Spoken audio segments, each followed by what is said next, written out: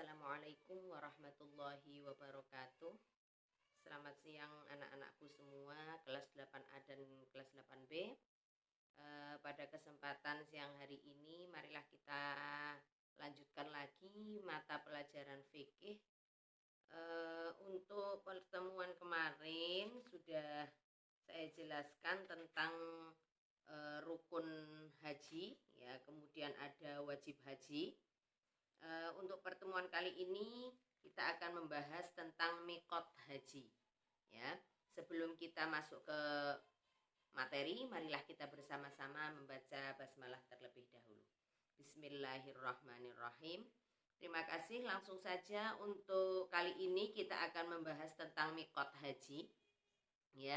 Mikot itu batas waktu atau tempat yang sudah ditentukan untuk memulai ihram dalam melaksanakan ibadah haji. Jadi mikot itu adalah batas waktu, ya, batas waktu ataupun tempat yang sudah ditentukan untuk memulai ibadah haji. Itu yang disebut dengan mikot. Adapun macam-macam mikot di sini ada dua. Yang pertama yaitu mikot zamani. Mikot zamani itu adalah waktu, ya, zaman itu kan waktu, ya.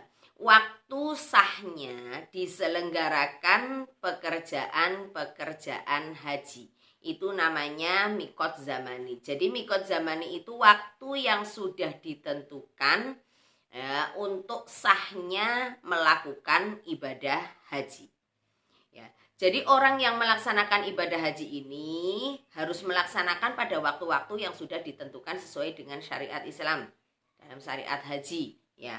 Kapan itu waktu yang ditentukan untuk memulai haji? Ya, di sini disebutkan bahwa mikot zamani, ya, atau waktu yang telah ditentukan melaksanakan ibadah haji yaitu dimulai dari awal bulan Syawal, ya, sampai terbit fajar pada tanggal 10 Dzulhijjah atau pada akhir pelaksanaan wukuf di Padang Arafah, ya. Diperhatikan, ya. Jadi wukuf zamani atau mikot zamani itu adalah waktu, ya, yang ditentukan kapan dimulainya pelaksanaan ibadah haji dan sampai kapan. Itu namanya mikot zamani. Jadi pada mikot zamani pelaksanaan ibadah haji ini dimulai pada awal bulan Syawal, itu waktu diperbolehkannya melaksanakan atau memulai ibadah haji sampai akhir terbit fajar pada tanggal 10 Dzulhijjah. Ya, itu untuk mikot zamani pada pelaksanaan ibadah haji. Kemudian yang kedua ada mikot makani. Nah, mikot makani itu tempat. Kalau tadi zamani adalah waktu, kalau mikot makani adalah tempat. Jadi mikot makani itu tempat dimulainya ihram bagi orang yang hendak melaksanakan ibadah haji. Ya, jadi kapan? Tadi waktunya namanya zamani, kalau tempatnya namanya mikot makani. Lah, ada beberapa ketentuan untuk melaksanakan ihram, ya, pada mikot makani di sini. Yang pertama, tempat, ya. Bagi orang yang tinggal di Makkah, berarti penduduk Makkah sendiri, hendaknya ihram dimulai dari rumahnya masing-masing. Ya, ihram memulai niat melaksanakan ibadah haji bagi orang yang di Makkah dimulai dari rumah masing-masing. Bagi orang yang datang dari arah Madinah atau sejajar dengan Madinah, mikotnya di Zululaifah, ya, Zululaifah atau Bir Ali. Ini tempatnya, ya, Bir Ali bagi orang yang berada di Madinah, atau sejajar dengan Madinah. Bagi orang yang datang dari arah Syam, Mesir, Maghribi dan negara-negara yang sejajar dengan negara tersebut, maka mikotnya dimulai di Zuhfah atau dekat Zuhfah, yaitu suatu kampung yang bernama Rabik. Ya, kampung yang bernama Rabik itu bagi masyarakat yang tinggal di Syam, Mesir dan Maghribi. Kemudian bagi orang yang datang dari arah Yaman, India, dan Indonesia termasuk kita ya, dan negara-negara yang sejajar dengan negara tersebut, maka mikotnya di Yalamlam ya, Yalamlam atau bukit dari beberapa bukit Tuhamah ya. Ini jika naik kapal laut. Jadi ini dimulai dari mikotnya dari Yalamlam ya, bagi masyarakat yang hidup di arah atau di daerah Yaman, India, dan Indonesia. Bagi orang yang datang dari arah Najdil Yaman dan negara Hijaz atau negara yang sejajar dengan daerah itu, maka mikotnya dimulai dari Qornul Manazil.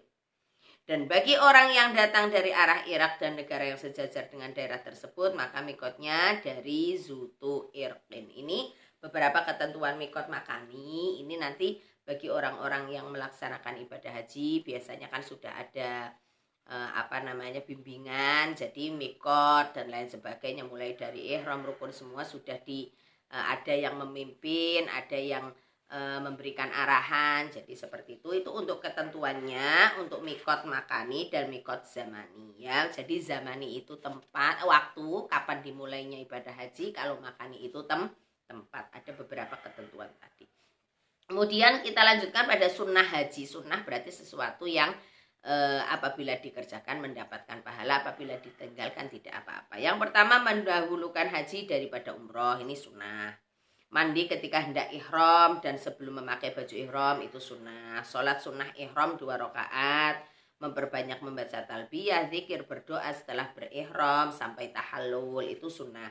Mencium atau mengusap hajar aswad itu juga sunnah ya, pada setiap putaran tawaf. Kemudian mencium hajar aswad itu juga hukumnya sunnah. Melakukan tawaf kudum itu sunnah ya. Kemudian menunaikan sholat 2 rakaat setelah tawaf kudum. Kemudian yang selanjutnya masuk ke dalam Ka'bah ya. Jadi masuk ke dalam Ka'bah itu sunnah ya. Kemudian yang terakhir minum air zam-zam ketika selesai tawaf ya. Itu beberapa hal yang disunahkan, jadi harus bisa membedakan antara rukun, kemudian tadi wajib haji, ada sunnah haji. Kalian harus bisa membedakan antara rukun, wajib, dan sunnah. Itu seperti biasa nanti dicatat di buku tulis hal-hal yang perlu dipahami biar kalian bisa membaca dan mempelajari. Kemudian sedikit lagi di sini ada larangan ibadah haji. Ya, larangan ini nanti dibagi menjadi 3, larangan bagi pria, larangan bagi wanita, larangan bagi pria dan wanita. Ini lumayan banyak, kita lanjutkan pada pertemuan besok saja. Hari ini kita mempelajari tadi tentang mikot dalam ibadah haji dan sunnah di dalam ibadah haji. Itu saja. Tetap dipelajari, cari referensi yang lain ya, sering membaca karena materi kita banyak. Pada pertemuan kali ini marilah kita akhiri dengan bersama-sama membaca hamdalah. Alhamdulillahirabbil alamin. Tetap semangat, jaga kesehatan. Wassalamualaikum warahmatullahi wabarakatuh.